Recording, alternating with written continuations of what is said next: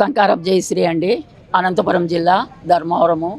నేను బీసీ మహిళా state అధ్యక్షురాలనండి, BC సంక్షేమ సంఘ స్టేట్ అధ్యక్షురాలనండి.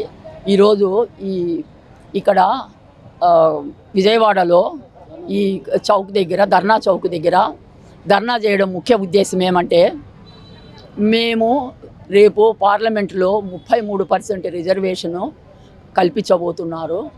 అందులో మాకు ఓబీసీ వాటాయన్ గురించి కూడా కేటాయించండి అని రిక్వెస్ట్ చేస్తూ ఈ ధర్నా చేస్తున్నామండి.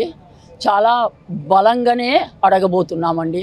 మొదట రిక్వెస్టే చేస్తాము, ఆ తర్వాత వాళ్ళు మాకు అమలు చేయని పరిస్థితుల్లో రాష్ట్ర వ్యాప్తంగా ఇటువంటి ధర్నాలు చేసి మా నిరసన చేయబోతున్నామండి.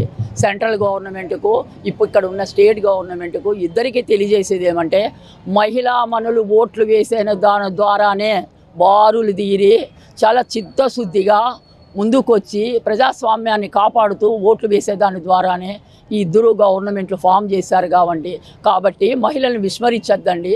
ఆ మహిళల్లో 70% ఉన్న మా బీసీ మహిళల్ని అస్సలు విస్మరించద్దండి. దయచేసి ఓబీసీ కల్పించడం ద్వారా మా మహిళలకు చట్టసభల్లో కూర్చునే అవకాశం కల్పించండి. కల్పించకపోతే ఇటువంటి ధర్నాలు మేము రాష్ట్ర వ్యాప్తంగా చేయబోతున్నామని ఒకసారి చెప్తున్నామండి.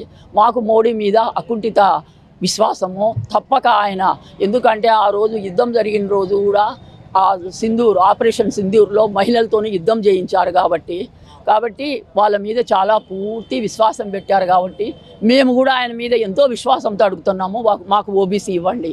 ఓబీసీ ఇచ్చే దాని ద్వారా మా మహిళలు ఇటు అసెంబ్లీలు అయితేనేమి, ఇటు పార్లమెంట్లు అయితేనేమి చట్టసభల్లో కూర్చుండే అవకాశం కల్పించమని వేడుకుంటున్నామండి.